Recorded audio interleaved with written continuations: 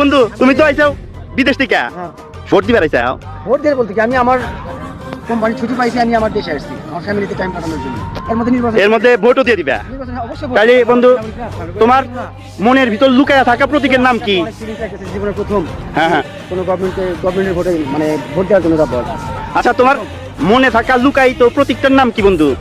না প্রতীকটার নাম আসলে এটা তো যার একটু ভিতরে। না আমরা তো দিমু, এখন আমরা বন্ধু এটা তো আমরা জানতেই পারি। অবশ্যই জানতে পারো। আমার যেমন ধানের শীষ, আমার হতে পারে ধানের শীষ। ভাই আপনার মতামত কি? ভাই আপনার মতামত কি? আচ্ছা, আমার মতামত আমি ক্যামেরায় কয়ে দিলাম, আমি ধানের শীষে ভোট দিব ইনশাআল্লাহ।